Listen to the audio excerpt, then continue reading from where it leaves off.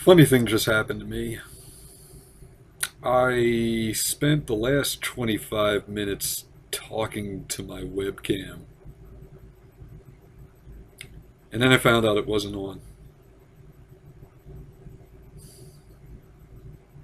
Those of you who don't make YouTube videos will never know what that feels like. It's a special feeling. Anyway, let's get this question answer session started. Oh, you thought I was going to do it tomorrow or next week? No, we're doing this today. This is my day off, guys. We're getting some stuff done. So to everybody that didn't ask a question yet, sorry, sit and spin, guys. The early birds are getting the worm. So let's refresh the page and get the very latest comments. Here we go. Epic Lulz King says, miss the old fake Sagan. Well, that makes one of us, because I don't. These are comments awaiting approval? What the heck? I didn't set my thing up for approval. That means I have to go through and approve every... I want them to be automatically approved. Whatever. I'll deal with this later. You know this Google Plus thing. Don't get me started. Anyway, Epic Lulz King says, miss the old fake Sagan. That's you. That's you, man. I don't.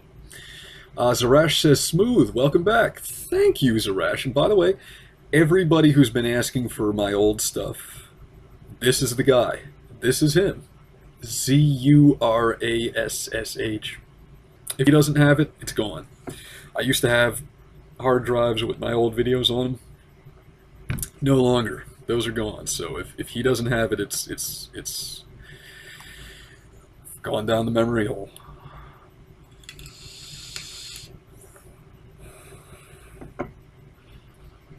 Puppysoft says, you look like True Detective. Well, I should. I was on that show. Did you guys ever see the episode where Woody Harrelson and Matthew McConaughey are like at this tent revival thing, and like the preacher is the dude from Boardwalk Empire? I'm in that scene, so look for me. Tommy from the Bronx says, yo bro, I sent you a message. The atheist thing not being one doesn't change my view on you. I would like to know, what have you been doing? How the fuck is life treating you? Miss me, lol. Yeah, I feel bad, Tommy, about the message thing. I asked you to send me a private message. I can't figure out how to get into my private messages, man. Ever since they revamped the layout of YouTube with Google Plus, it took me like an hour to figure out how to sign into my own account. So if some kind Samaritan in the audience wants to leave it in the comments and tell me how to access my own message box, I'd appreciate it. I don't even know where it is. So I'm glad your view on me hasn't changed, Tommy. What have you been doing? Tommy, you know I can't go into too much detail about that, for obvious reasons. I don't want to dox myself on the internet, especially being the somewhat notorious figure that I am. So I'd rather keep information like that to a minimum. I don't even really want people to know what time zone I'm in. But when you ask me what I've been doing, what you're really asking is how am I doing, right? I'm doing good. Doing good, Tommy. How you doing? And did I miss you? Yeah. Yeah. How could anybody not? Let's have a tour of that Kaczynski-like place you are inhabiting, says Napalm Tomahawk. Let's not. And I'm not miffed for you making that request. You're within your rights to ask, but the answer is no. For the same reasons I just said. There could be mail lying around, stuff with my address on it. I'm not going to pan the camera around this whole place. That's asking for trouble. I'd have to be as stupid as everybody thinks I am to do that. Napalm Tomahawk says, not an atheist. You must have gotten your hands on the spirit molecule, perhaps. Beyond Written Words says, title means big return. Yeah, whatever. Oh, you figured out how to use Google Translate. Good for you. Dark Knight Gnome D says Texas 101 says hi as well. Well, hello to both of you.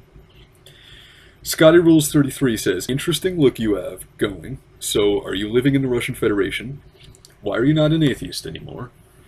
Thoughts, concerns about world events of today, NSA, Snowden, Russia taking over the Ukraine territories, list of topics to discuss. Oh boy. You asked a mouthful. So, we're going to save you for last, because that's going to take a while. The Astounding Agnostic says, holy shit, welcome back. Holy shit, thanks. Dark Knight Gnome D says, hi, it's me, DK Gnome D from Blog TV. I remember you. Free set up a Blog TV-esque site for us to use if you want to check it out. Camzone.tv. I might have to check that out. I don't want to check it out right now.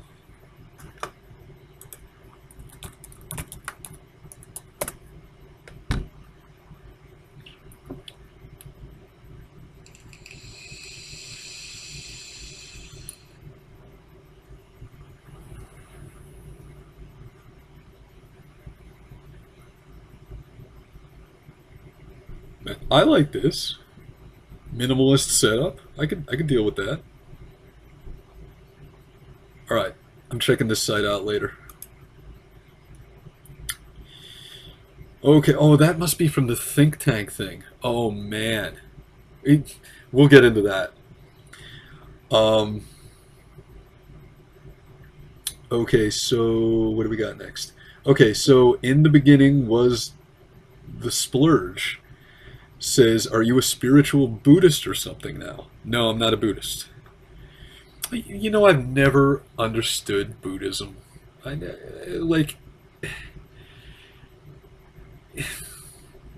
get the whole existence is suffering and the cause of suffering is desire, sure.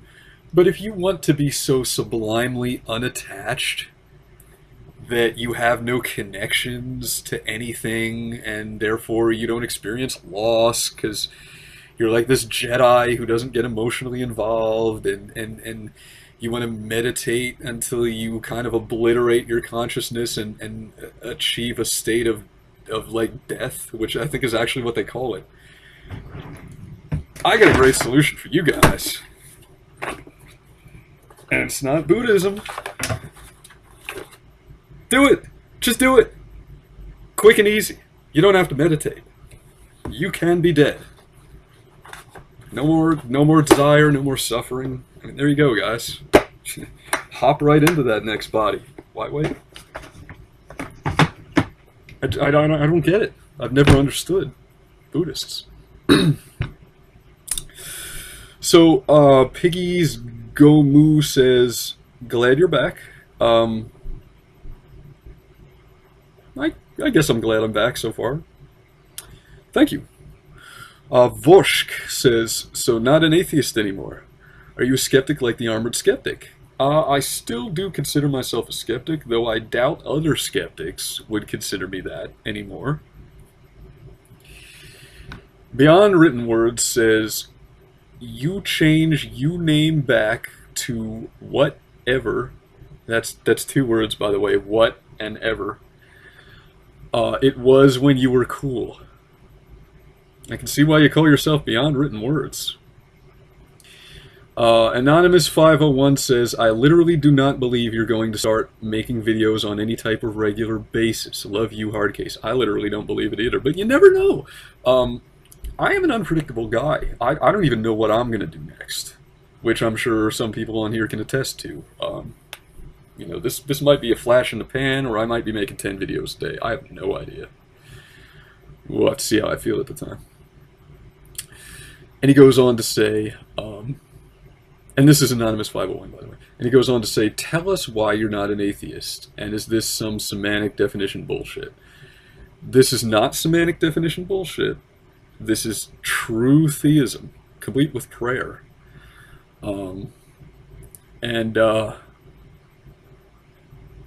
As for why I'm not an atheist anymore, I'm going to table that along with Scotty Rules, because it's going to take so long that I won't get to any of the other people if I do just jump right into it now. So we'll get to that. Don't worry.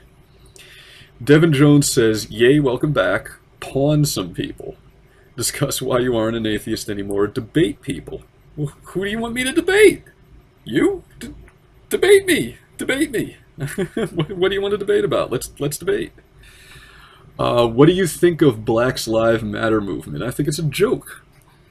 I think it's a creation of the media, not a genuine grassroots movement. I think it's sort of like, I think the Black Lives Matter. I think the black. Okay, give me a second here.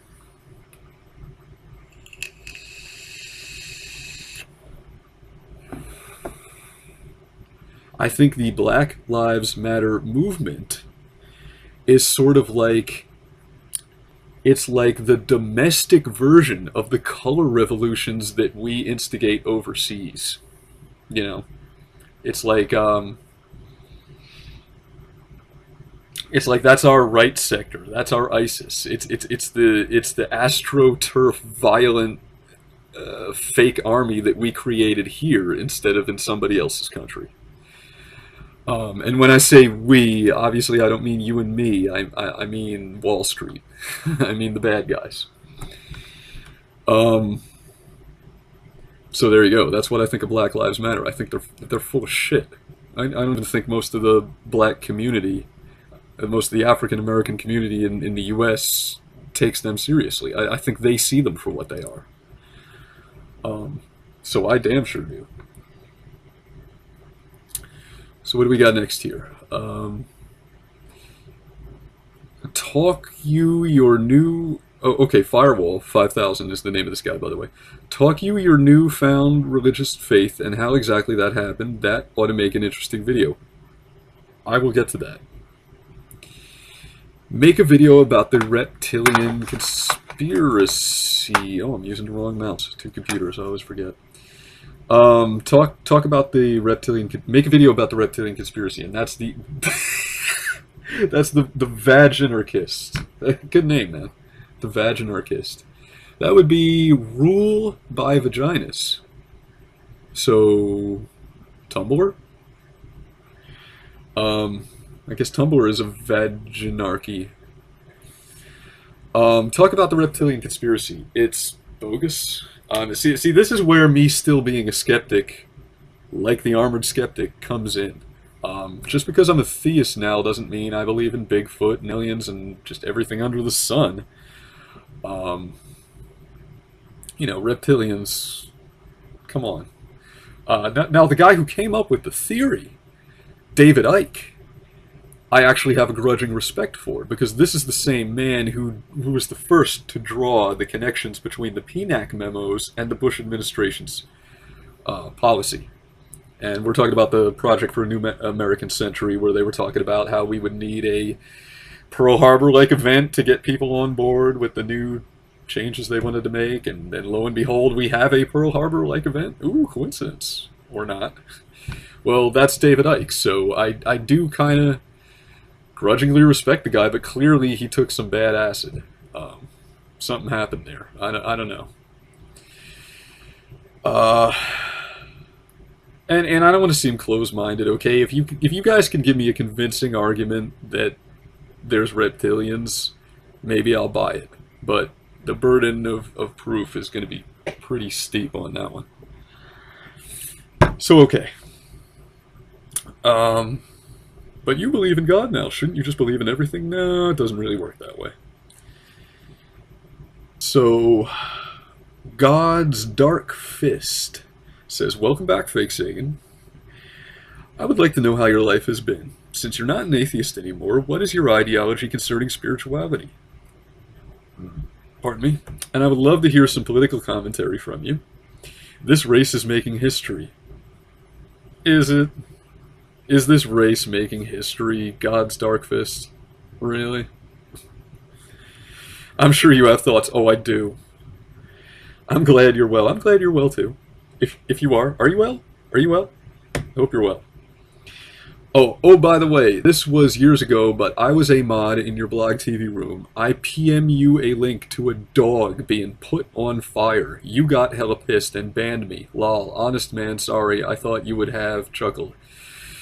Yeah, I remember that still, and I didn't chuckle then, and I'm not chuckling now, and I don't know why you reminded me of that, because I forgot it was you, and we could have been on to a fresh start, but now I remember that that was you, so every time I see God's dark fist, my flesh is going to crawl. So thanks. Sorry, man, we have different taste in entertainment. So anyway, this race is making history. Is it really making history? This just seems like the last election to me, and the one before that. In other words, I feel like I don't have a dog in the race. It's just the two-party system, which, you know, Wall Street Party number one or Wall Street Party number two, duking it out for, like, who's going to get the tax breaks this year? Is it going to be Goldman Sachs, or is it going to be Chase Morgan? Because Goldman Sachs is back in the Repubs, and Chase Morgan's back in the Dems, so who's going to win? You know, ooh, I'm on the edge of my seat, guys. I can't wait to find out who the next president of the U.S. is. I can't wait, really. I'm riveted to this election. I've been paying such close attention. I know exactly the status of every candidate right now. I really do. By the way, can you recognize the subtle tone of sarcasm? I've been ignoring the hell out of this election. It's so stupid. It is so stupid. Donald Trump? Donald Trump? Like, do any of you millennials even know who this guy is? You guys don't know shit out like Ivana Trump and Trump Towers and all that stuff he used to get back into back in the day. Like, this dude has been humiliating himself in public like it's his job for decades. So I guess me and him are in the same line of work. But I don't think I'm qualified to lead a country. Apparently he does. And Hillary, don't get me freaking started. The Wicked Witch of the West, no thanks. And Bernie, Commissar Bernie, right? I want to wake up tomorrow in East Berlin. You know, we've already got secret police and government spying. Do we really need to put a communist in the White House and make it even worse? So there's no good choices. You know, I wanted Rand Paul, and that's not going to happen. And even Rand Paul, I don't trust worth a damn, but he was just the best of a bad bunch. And now it's just a bad bunch. So I don't care who wins. Leave me out of it. Because U.S. elections are like Alien versus Predator. Whoever wins, we lose. Just remember that.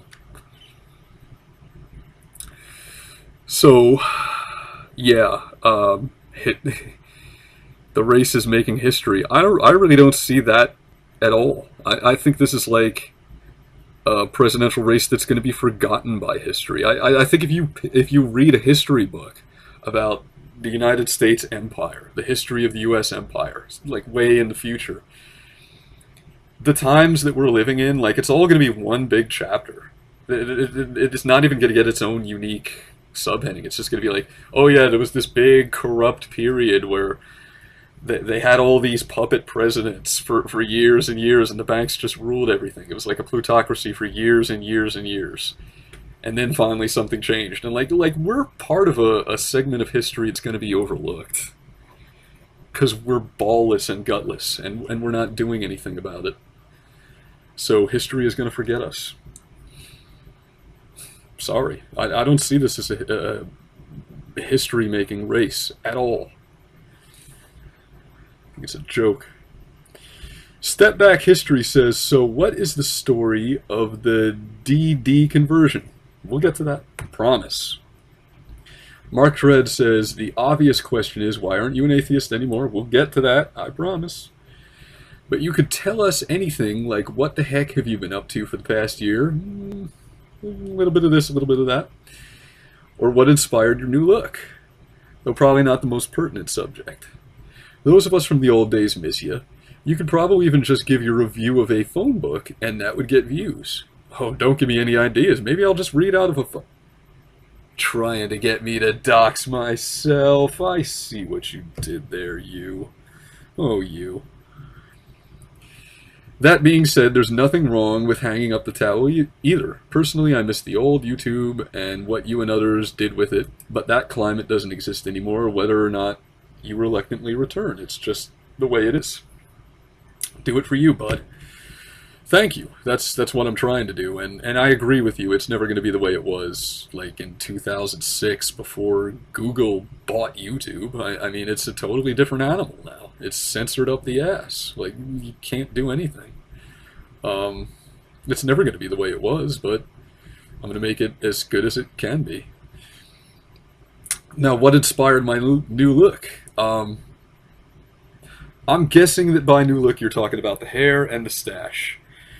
So let's start with the hair. I'm going bald, and I decided, which is not news, I was going bald since I started making these videos, and I decided I wanted one last hurrah with my hair. I wanted to grow it out one last time before I don't have any left, because it's just getting back there like a mofo. So I grew it out. As for the mustache, I'll give it to you right off the top, man. I'm trying to look like Abraham Ford from freaking The Walking Dead. I took one look at that guy and I was like, that's cool, I want that. And I'm admitting that because it annoys me when people never admit that they're copying social trends. Like, I remember in high school when Nirvana got popular in the 90s, like, and everybody started wearing the ripped jeans and flannel shirts, and if you asked them what they were doing, they were like, oh, I always dress this way, this is me. No, it's not, you're copying the band. Just admit it. Just admit it. Like, there's something wrong with following social trends. That's why they're social trends, because people like to do them. What are you, a specially unique snowflake? So yeah, I watched The Walking Dead. I saw a ginger with a cool facial hair pattern, and I said, hey, maybe that'll work for me. So far, I like it. Anyway, so the Time Traveler 83 says, topics to discuss: ISIS, Syria and Russia, Donald Trump, Muslims, comments, NSA and Apple row over iPhone hacking. Some of that is going to get saved for the end like the other ones did, but I'm going to answer some of it now. NSA and Apple? Clearly I support Apple and I hate the NSA. That should go without saying. Donald Trump, he's a clown. You know, I'm not going to draw comparisons to Hitler like some people do. I think that's ridiculous, but I don't think the guy is qualified to be a president.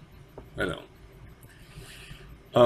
Then again, like, you don't need to be qualified to be a president to be the president anymore. I don't think you have for a long time. Like, it's not a job for a statesman. It's a job for, like, a soulless spokesmodel for the banks that can bite his tongue and do what he's told. And pretty much I could be the president. Anybody could. And it's not even a job anymore. It's like a mascot. It's like we have a mascot. Like, I really think the president should be like some guy in a fuzzy suit that, like, jumps off a trampoline and slam dunks for America. And everybody's like, ooh, ooh, ooh. Like, why not? I mean, it's not a real job anymore. It is not a real job. What do they do? Do you even think Obama is drafting any of these executive orders himself? No. The guy from fucking Goldman Sachs hands him a to-do list for the day. And then he does his job and shuts up. Or else they show him the Zapruder film and they say that's going to be you. So, yeah. Muslim comments. I don't get too many Muslim comments anymore because I don't talk about religion in my videos anymore. You know, I would make a public apology to the Muslim community for that F Islam video that I made way back in the day that got like over 2 million views and got my face on the front page of a Turkish newspaper whose cover story article was about the rise of Islamophobia in the West. Oh, the volatile mix of youthful indiscretion and social media technology. I really feel sorry for millennials. You guys are fucked. Anyway, I mean, these days you basically got to come out of your mama's womb with like the social graces and poise of an ancient Greek sophist And most of us don't have that, so I could really see the potential for this ruining a lot of lives. Fortunately for me, I'm not planning on going to Turkey anytime soon. But, you know, me and the Muslims, I think they've forgotten about me. I think they've moved on to bigger and better infidels. Um, yeah, and I feel bad for dissing on their religion. I was young and dumb, guys. What are you going to do? So, what do we got here? Although, I want to interject this. Though I regret a lot of the things I said back in the day, I'm not ashamed of the person I was. I actually kind of admire him. He had a lot of passion. So, ISIS, Syria, and Russia. Big topics. We're going to save those.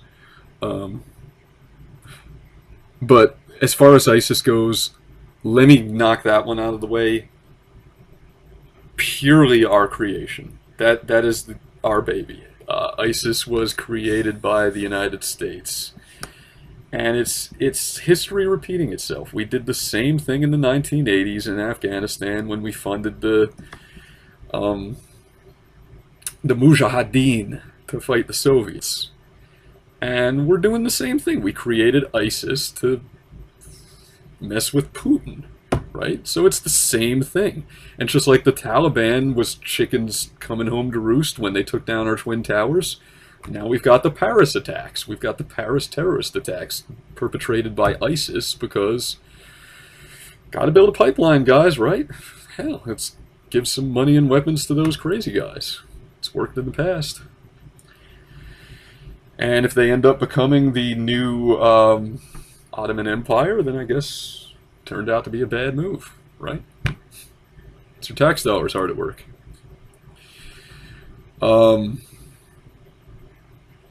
So the terror tyrant says, I would love for you to be on the Drunken Peasants, but I don't know the likelihood of that happening. Welcome back. Yeah, the likelihood of that happening is pretty slim because I have no interest in doing it.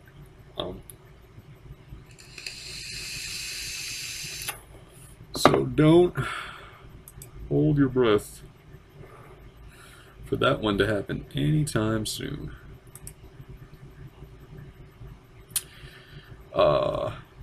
Besides, like, you know, the Drunken Peasants, I guess I'm kind of veering into the realm of ponage with this, which isn't what I intend, because I really don't want to get involved with TJ or any of those people anymore. I'm kind of doing my own thing now, but, like, don't you guys see that for what it is, which is an obvious grab for more ad revenue dollars, without having to do the real work of like, scripting and producing and editing a video? It's like TJ discovered reality TV. It's like he figured out the same thing that TV producers figured out in the, I guess, the aughts, which is that, oh boy, the profit margins increase dramatically if we pump out a bunch of crap instead of actually making good stuff. Shocking revelation, yeah. I guess I call that the Walmart model of business, right? So if you guys want to spend your time watching shit like that, go for it. But, you know, if I want to have like a Drunken Peasants type experience, I'll just get some of my friends over here and get drunk instead of watching some other group of friends get drunk. Where's the fun in that? So anyway, Donatelangelo says, topic, friendship. Friendship is good. I like it. It's a good thing. Wallaby Deviant 89 says, smooth, how do you feel about today's nerd culture? I'm in it. I've been binge watching the Clone Wars animated series for days. I mean, I'm a nerd. I make videos on the internet. I have an article on Encyclopedia Dramatica. Have you met me? But what do I think about the nerd culture? I think I'm grateful for the nerd culture because I think it's the last vestige of manliness left in our culture. That sounds a little counterintuitive. Do we think of nerds as manly, right? Because they're kind of the polar opposite of like the frat boy jock, right? But really they are, because if you look at frat boy jocks these days, they're kind of like the South Park depiction. They're these PC whip dogs. Like they're just they've become liberal to the point of emasculation, right? Whereas the nerd culture, you've got Gamergate. You've got the nerds are like, they're red pilled. That's why I like them. They're the only kindred spirits left. So that's how I feel. So what do we got here? The Takizo Shinman says, "You look European as fuck, dude." I am. I'm Irish, Scottish, and English. P.S. That gay mustachio dough. This is not a mustachio dough. This is a handlebar mustache. A mustachio is like the little whatever. Draconian Kindness says, "For a moment I thought you were making a video from a jail cell. Well, I am in the U.S. Welcome back, though. Thank you. You probably thought that because of my bed, which is a hospital bed. But the reason I like it is, pair of handcuffs on that thing. Oh, forget it. We don't need to go into that. Anyway. So, elaborate on your changes, says Lion Cross. I think I've been doing that, but I will continue to do it more. Thought Pattern says, welcome back. Thank you. In the beginning was the splurge. Says, talk about yourself. I never really talk about much else. Photon666 says, talk about why you aren't an atheist. Oh, I will. It's coming. Perpetual Tiredness says, welcome back, Fake Sagan. I would be delighted if you could do a good old-fashioned ponage video. Do people even still say ponage? I mean, aren't there like whole new terms for that now? Isn't it like getting wrecked or fucking... What do they say now? Prawned or whatever? I don't know. Wrecked, shots fired... I don't know, I can't remember my memes. I'm not going to make a ponage video. If I make a ponage video, the only person I'm going to pwn is myself at this point. And that video may happen, but I'm not going to pwn other people anymore. So, what do we got here? Please, can you explain how you're not an atheist anymore? Yep, it's coming. Chemo Embryo says, to Yo Fakey, cool to see you back on the tubes. We need to make a date with certain misfits and have a live stream someday. Talk about whatever the fuck pisses you off and gets you off at the same time, fucker. Sin more, kill a whore.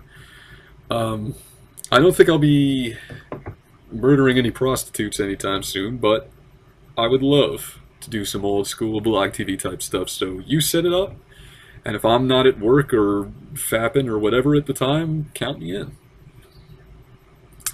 And Photon666 says, elaborate on your changes. Wait, didn't I read that one? Sounds familiar. Whatever. Anyway, oh, no, it's like Lion Cross, elaborate on your changes. Photon666, elaborate on your changes. Even the capitalization and punctuation is the same. No, he used the period and he didn't. Okay, good. I don't have to get paranoid. All right. So let's do just that. Let's move back to the questions that we skipped before. Beginning with Scotty Rules, 33. Are you living in the Russian Federation? I don't think I'm doxing myself by telling you that I am not living in the Russian Federation, no. Why are you not an atheist anymore? Okay.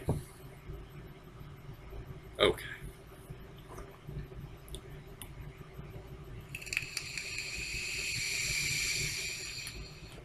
First of all, let me give you a little background on my view of the world, which differs significantly from most people's. In fact, I already know I'm going to draw a lot of accusations of insanity for what I'm about to say. And I don't care.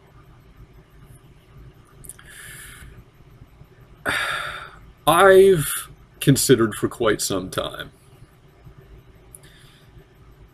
that the distinction between...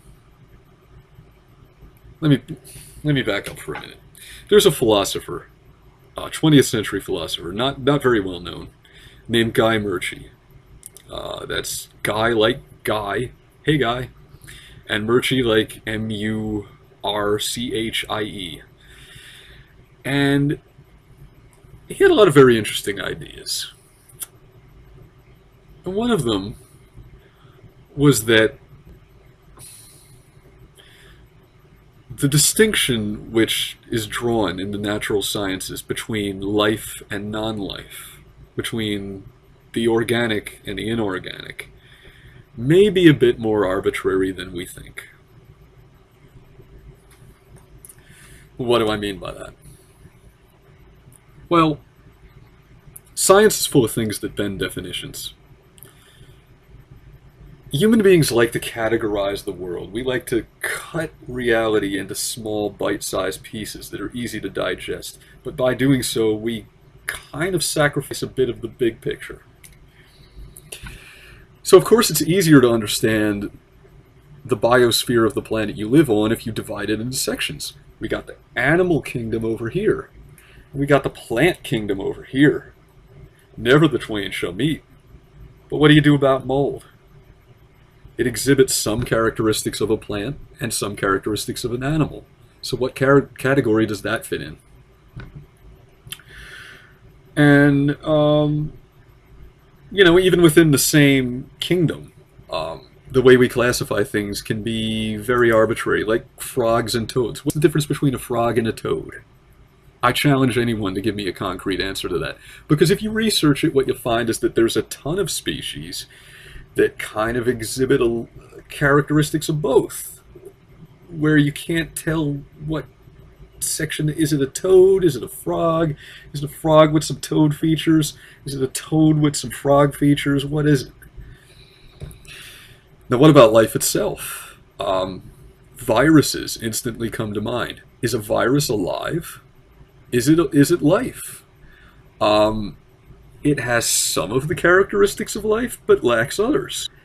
It doesn't reproduce sexually, but it does reproduce. It doesn't consume food, yet it certainly behaves like a living organism. Then again, so do prions. And prions are just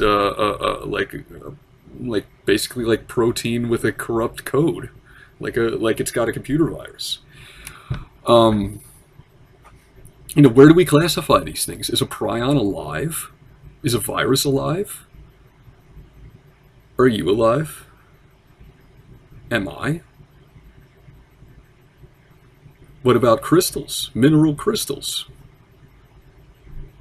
In a way, you could say they have a morphology the way animals do. They conform to a certain shape that never changes. They reproduce. They grow.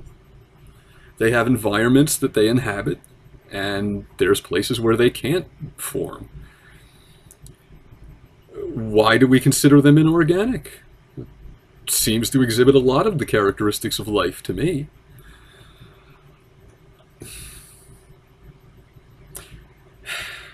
I know this might be challenging to a lot of you, or you just think I'm crazy. I'm okay with that. And I only... You know, why did I even go off on that tangent? How does that have any pertinence? Maybe it doesn't. Maybe it has no bearing on what I'm about to explain, but I feel that it's relevant somehow. So, the first inkling that I had that there might be a creator was when I was contemplating neuroscience and the hard problem of consciousness. And if you're not familiar with what that is, there's a Wikipedia article. Hard problem of consciousness. But to give you the Cliff's Notes version, essentially the hard problem of consciousness asks, through what process do our sensory experiences of the external world acquire qualia? What is qualia? That's a little difficult to explain. Qualia is the essence of an experience. Why does red look like red, right? Why does blue look like blue? Why do we feel that good things are good and bad things are bad? Okay. When we touch a flame, why doesn't our brain simply process the information like a computer? Oh, this is damaging your body. Remove your hand. Why do we instead feel? Ouch.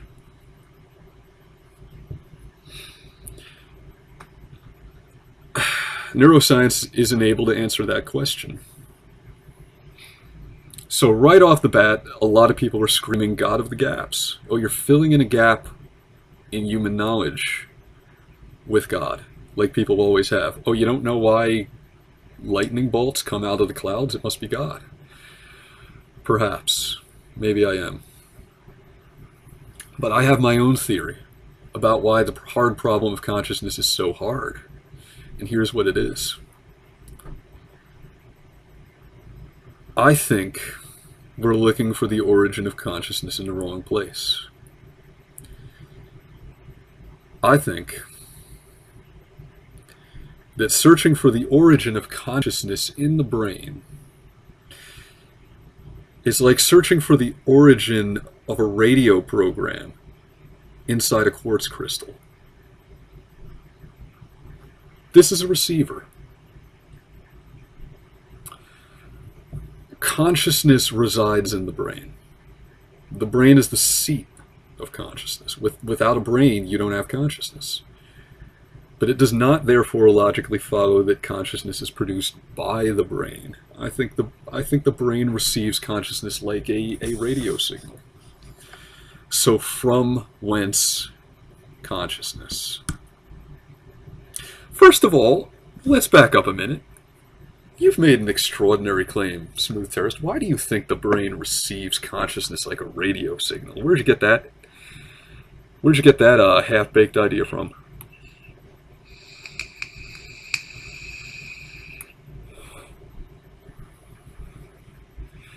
You guys ever notice the phenomenon of scientific discoveries being made contemporaneously on different ends of the globe at about the same time? Or new political philosophies or religious ideas kind of just springing up all over the world at about the same time?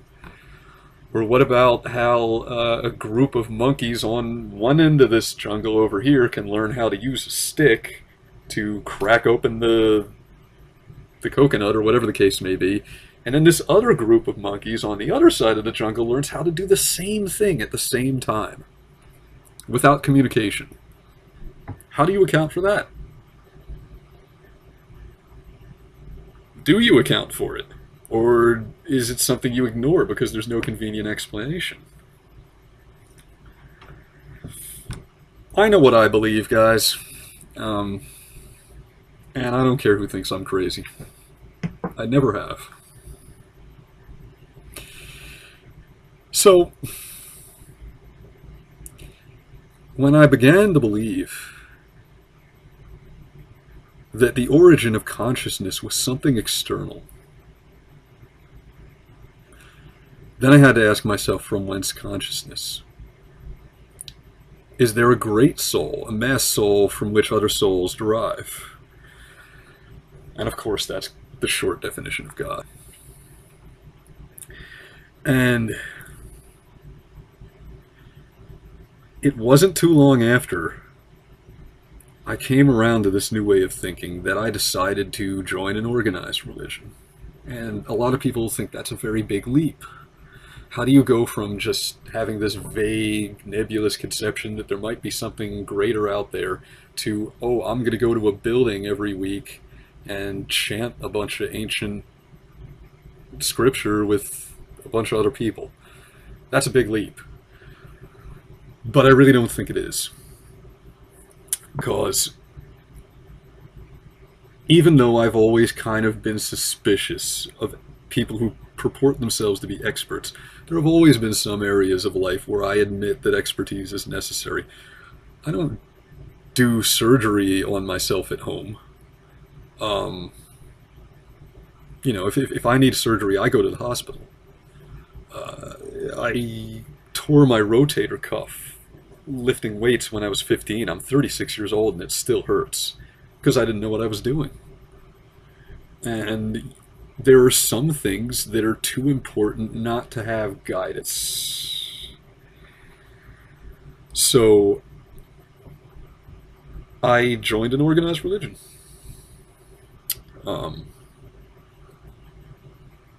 And all I can tell you guys is that the benefits to me in my life have been innumerable. I'm a happier person. I think I'm a better person. And I know exactly how this sounds to all the atheists in the audience. They're hearing it something like this. I am a happy person since I found religion. My life is so wonderful. Yeah, like they think I've been brainwashed, right? It's self-delusion. Well, maybe so. But nobody came knocking on my door. I wasn't kidnapped by theists and held hostage. They didn't tape my eyelids open and force me to watch a bunch of films. I sought them out. I went to them. And I haven't looked back since. So there you go. Now, where was I? Concerns about world events of today. NSA Snowden. Never really talked about Snowden, did I? It just occurs to me now that, like, I was on a hiatus during that whole thing. Even though I will proudly say that I was talking about NSA spying before it was cool, and all you guys made fun of me. I remember it. Do you? You remember calling me paranoid for talking about Thin Thread and Prism? From way back in the day before the Snowden leaks and WikiLeaks? You remember that? Probably not, right? Maybe Zarash has the videos. But I was talking about it, and you guys said I was paranoid. Well, who's paranoid now? Really, who's paranoid now? Are you going to admit that I was right? Probably not. As for Snowden, do I fall into the hero camp, or do I fall into the traitor camp, or do I fall into the third camp? We'll call this one the Alex Jones camp, where Snowden is actually like a disinfo agent of the New World Order, and he's like controlled opposition or something. Hero camp. Let me make it simple for you. Hero. Why?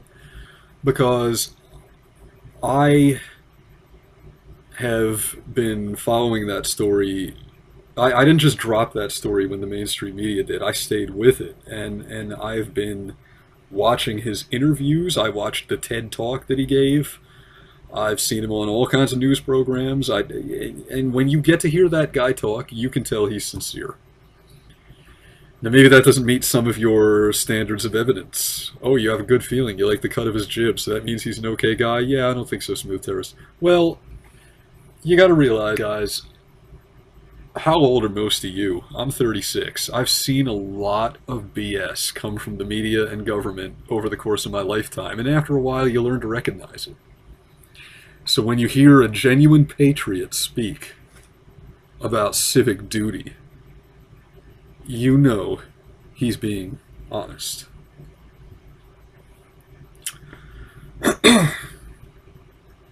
Anyway, what was the motivation? If he's a, I mean, the guy lived in Hawaii. He was making sick bank, and now he has to hide in a foreign country. So I admire Edward Snowden. I'm Team Edward. Russia taking over the Ukraine territories is the next thing Scotty Rules 33 wants me to talk about. Well, for one thing, the way you phrased that pissed me off, and I think you did it on purpose. But maybe you really are just watching a lot of mainstream US news, and you really think that's what's going on. Because if you watch the Western media, what you would think is going on is that you've got these two countries, Russia and Ukraine, which are so different, right? They're like night and day. I mean, it's almost like Putin sent troops to take over Mexico or something. That's a sovereign. Because stay away, Russians, right?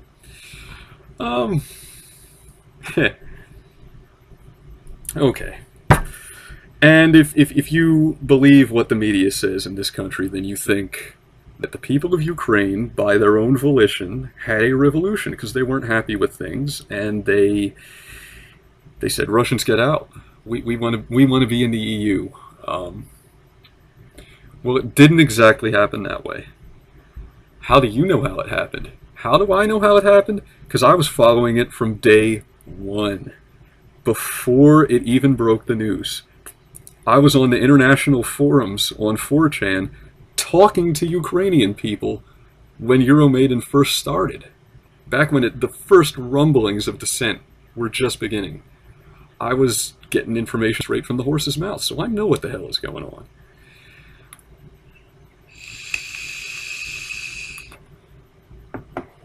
Oh, 4chan, that's a reliable source of information, isn't it? Right? Well, you know, if you want to know about another country, you better talk to people from that country and stop listening to the clown media, because they're gonna lie. Anyway, so here's the real deal on Ukraine. You guys ready to get red-pilled? Here comes the truth. What happened in Ukraine was that an unholy alliance of the financier George Soros and the U.S. State Department put their money together and paid for a coup. And it's a specific kind of coup that's known in modern political parlance as a color revolution. Why is it called that? Because after the fall of the Soviet Union, a bunch of former Soviet countries also had revolutions, the result of which ended with US-friendly leaders being installed and deals being made with the IMF and people joining NATO, and, you know, come on, guys. You know the score, right? I don't have to explain this, do I? Right? I mean, we all know, we've all read Confessions of an Economic Hitman by now, haven't we? You know, it was every bit as much a revolution as the revolution that ousted Mohammed Mossadegh.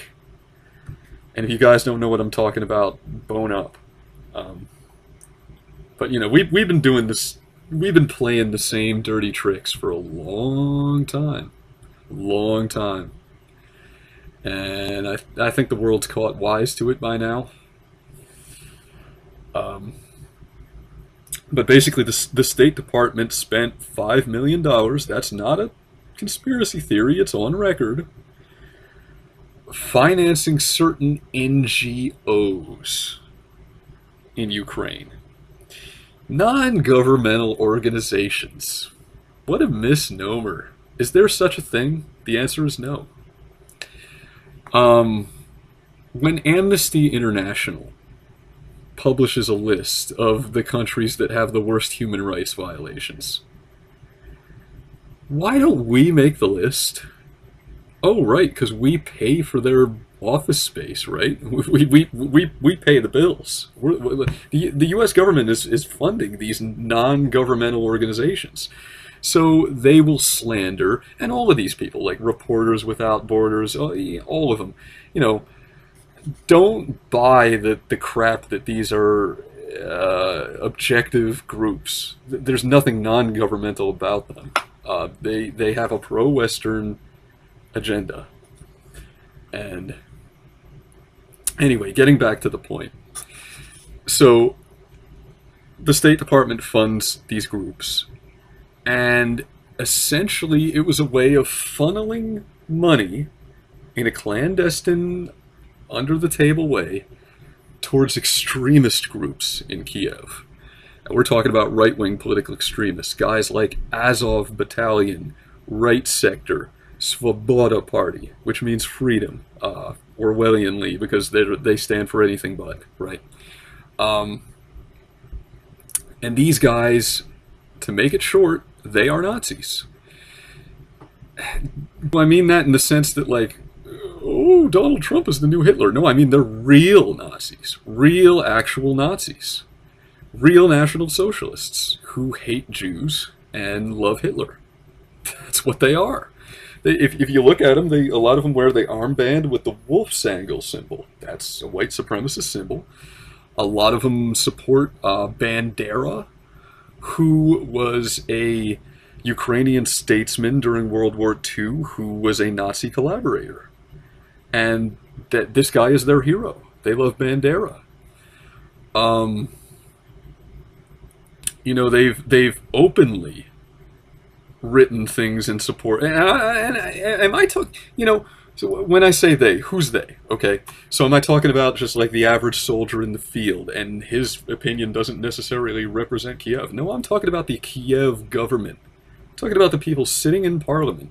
They're publishing stuff that gushes over Hitler. You know, like we love Nazism. They're all about it, and it's amazing the way that's been covered up in Western media. The way it's not even talked about, because it's just shameful that we've actually funded and armed bona fide neo-Nazis, and that's what they are. And they instigated a coup, and they literally seized the parliament by force. Now, if you ask somebody who has a pro-Western slant, they're going to say, "Oh, it was all the parliamentary procedures were all above board. They took a vote. They had a vote. It was all very official." Yeah, I don't think votes count when the parliament building is surrounded by an army of protesters hurling Molotov cocktails. I think democracy can't really function under that level of duress, okay? So, yeah, there was nothing legitimate about that quote-unquote revolution, which was actually a coup. And for one thing, what's the difference between a coup and a revolution? A revolution is when the people change the government. A coup is when the government changes itself. It's when certain power players make a power grab. That's a coup.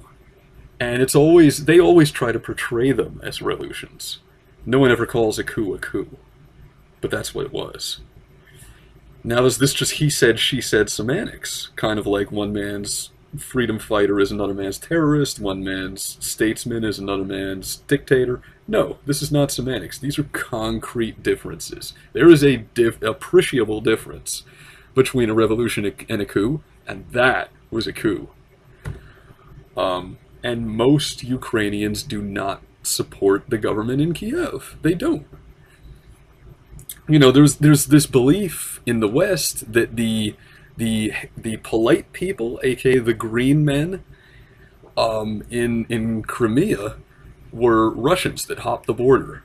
They're not. They were Ukrainians. They were Ukrainians that identified with Russian culture, and they didn't want to side with these Nazis. Nazis took over? Well, count us out. They didn't want anything to do with it. And, you know, obviously Putin played a hand. He was funding and arming these guys, I'm sure, but he didn't send them there. They were there to begin with. Now let's talk about Crimea, and let's talk about Ukraine. Because I've noticed that one thing the media in this country will never do is tell you anything about the history of Ukraine. Have you noticed that? It's like they just expect you all to know everything about Ukraine. Really, they expect you to know nothing about it, which you do, and they're counting on that. Because they want to try to sell this story like, oh, Ukraine and Russia are night and day. They like invaded a foreign country. Well, what does the word Ukraine mean? Let's find out.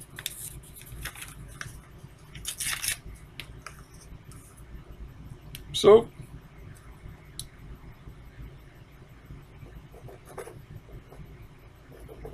stupid pen.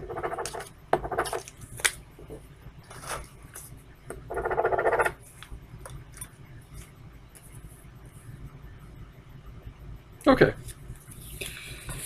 Looks like an N, and I've got dyslexia, but it isn't. It's a Russian letter. It's the letter E. But if I were to put this little tilde on top of it, it becomes E kratkaya, which means cut off E. Because the KRA means cut. For example, Russia is divided into what are known as krays. And you could compare that to like territories in Canada. Or provinces, rather. I'm sorry, you could compare it to like provinces, right? Like there's Krasnoyarsk Krai. And a krai means a cut, a section. So what does Ukraine mean? Ukraina means at the border. At the border. At the cut. So when the name of your country literally means border, what does that tell you about the distinct cultural identity and sovereignty of that country? Is it really as culturally distinct as the Western media would like you to believe? The answer is no. Without Ukraine, there would be no Russia.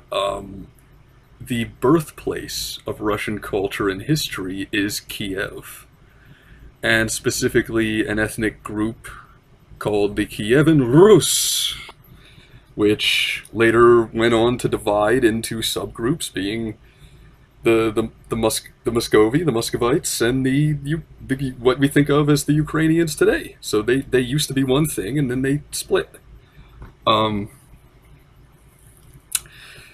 Now,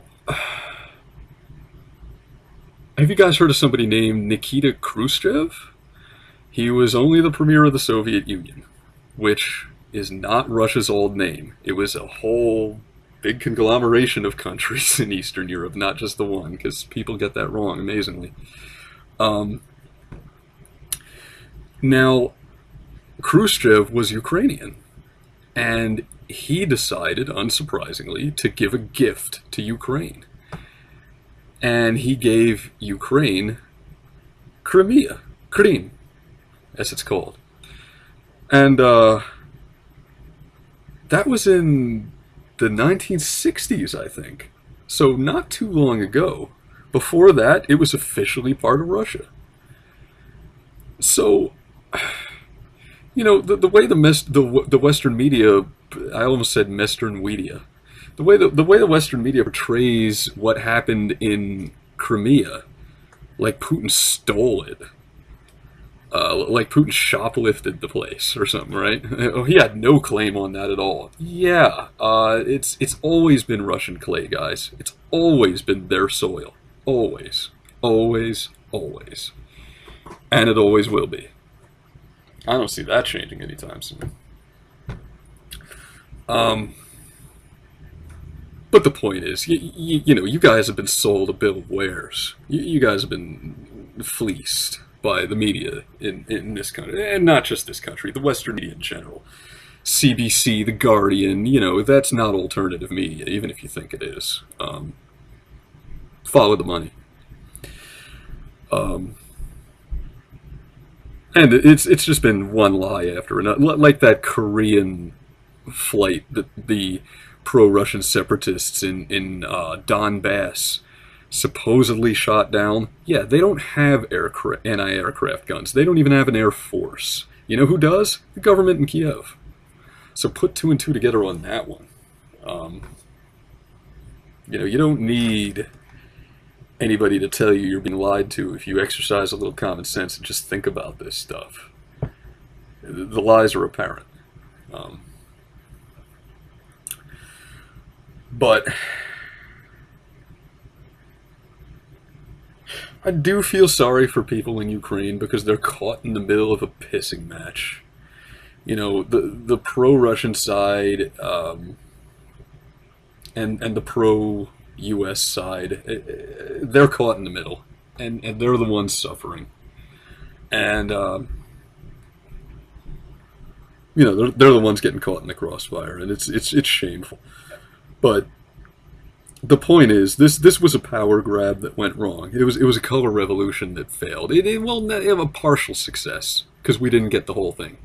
We didn't get the parts we really wanted, i.e., Crimea. But it's baloney. It wasn't a revolution. It was a coup.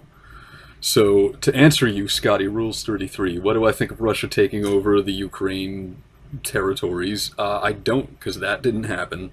That characterization is completely inaccurate. All right.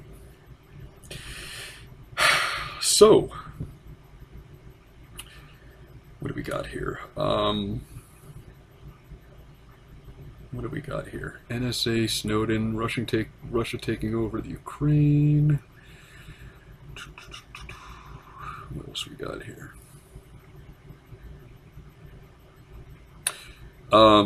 Syria.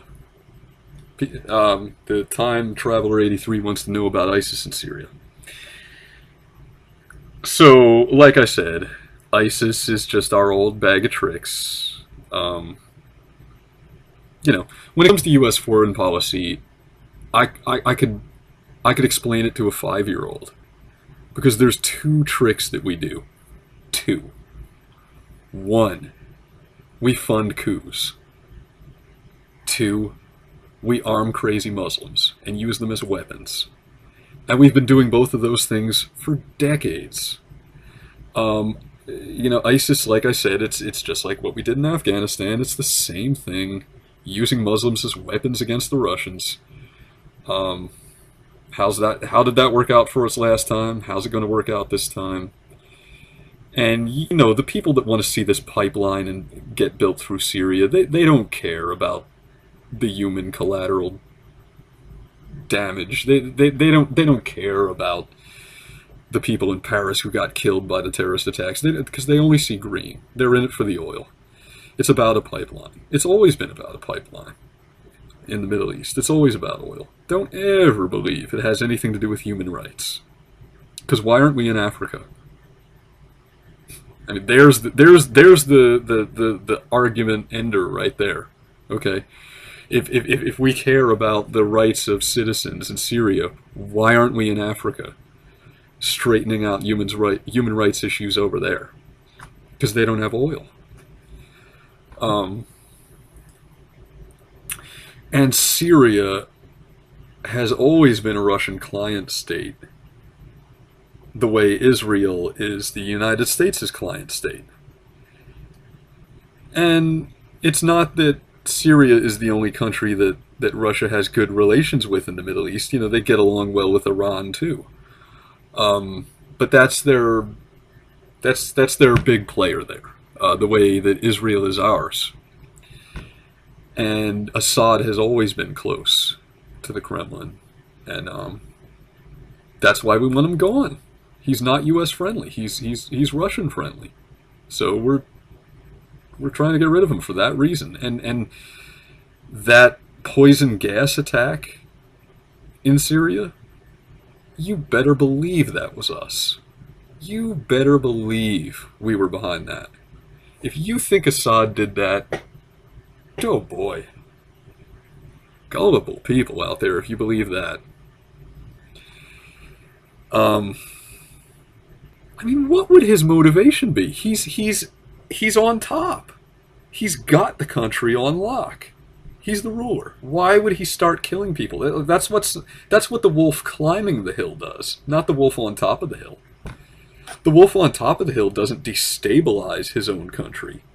He wants to promote the most stability he can, because he's winning the game. So he wants to put the cards down and stop playing, right?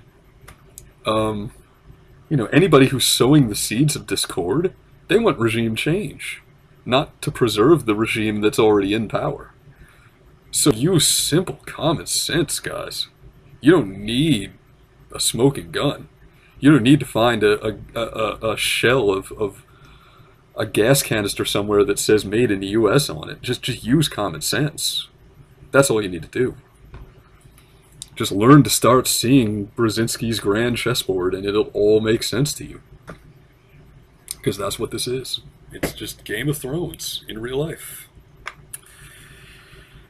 And they're gambling with your life and spending your tax dollars to fund terrorist groups. And you're not going to do anything about it. They know that. So, that's what I have to say about Ukraine, Russia, and Syria. And I also have to say that Putin is playing, and this, you know, everybody talks about what a good tactician he is, but really, you can't say enough about it. You guys remember that movie Cool Hand Luke with Paul Newman from way back in the day, where at one point he's playing a card game with somebody and he bluffs and the person falls for the bluff, and then they see his hand and they're like, oh, you didn't have nothing. And he goes, well, sometimes nothing is a pretty cool hand. That's Putin. He's got no hand to play, and he's playing it masterfully. You know, the way that, like, for example, and I'm not going to get into Crimea because it's a complex situation. It would take way too long to explain, and I know this video is already coming up on like 45 minutes. But let's talk about Syria. That bombing raid that he did on ISIS, in and out, efficient, got the job done and left before the US and EU could even discuss a second round of sanctions. He was just like, oh, got the job done, we're out. Oh, Vlad, I love it. So anyway, boy, I've been rambling for a long time. Let's refresh and see if there's any new comments. And if not, I'm going to wrap this up. Здравствуйте. That is me. Talk about how you're no longer an atheist. Oh, I did that. My deal is I no longer care about atheism. Yeah, I went through that stage. Before I, became a theist, I did go through the disillusioned with atheism stage where I'm kind of like, oh yeah, these guys act exactly like fundamentalists. Like, they're every bit as intolerant and stupid. So I'm right with you on that one. And I think that's the only new comment we've got here. Let me make sure. The refugee crisis. Okay, Nobody92 says, current events, the refugee crisis, your thoughts on that, your thoughts on the candidates running for president in the States. I have no thoughts on that. I assume you're not living in the US anymore. The title of your video suggests Eastern European, I'm guessing Russian. What made you move there? You say you're not an atheist anymore. How about you talk about that? I'm gonna level with you, Fakey. You haven't been around in a while, but I've been watching you for about a decade. Quite frankly, I'm shocked that you posted a video. It sounds like your audience subscribers come from that camp. Tell us what's going on. Okay. Wearing out my voice.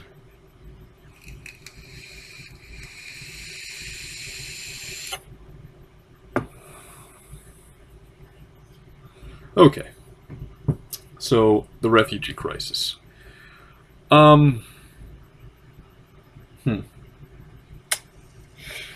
This is one of those examples of how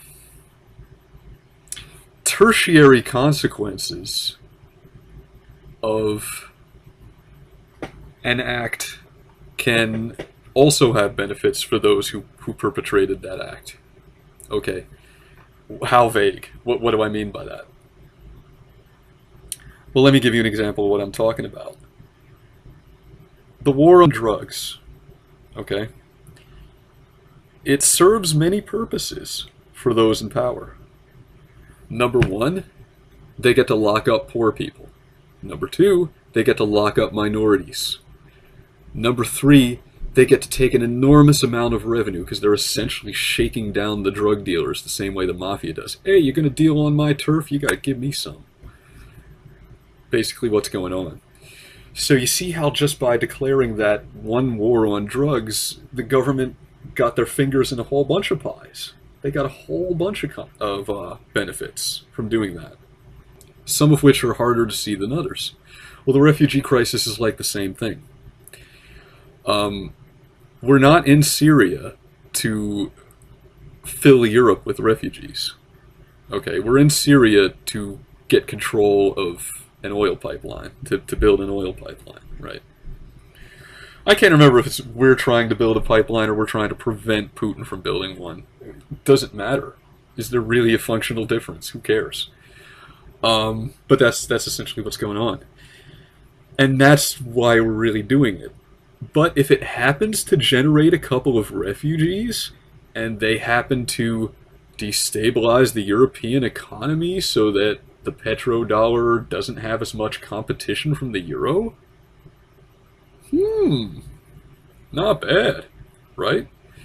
And if it results in some terrorist attacks in Europe that allow us to maybe increase our military presence over there, hey, we got to come protect you guys from this thing that we created. Not bad, right? So that's what I think about the refugee crisis. It's very convenient for those in power. What do I think about the candidates running for president in the States? This isn't real politics, all right? This is a puppet show for children. Stop paying attention to it. Don't insult your own intelligence that way. You don't have a dog in the race. No matter who wins, the country is going to look exactly the same 10 years from now. We're going to have the same foreign policy, the same domestic policy, because the people authoring those policies are in Wall Street, not in the White House. I said it all. There you go. And these candidates, quote unquote, they're not politicians. They're more like actors. They're more like professional celebrities. That's all they are. They're talking heads. They're puppets.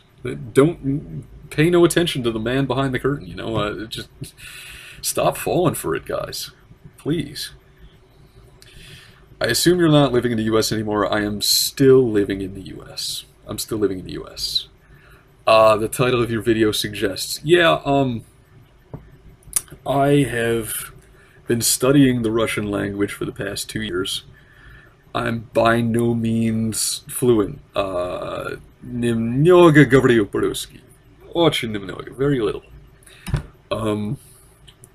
Why am I doing this?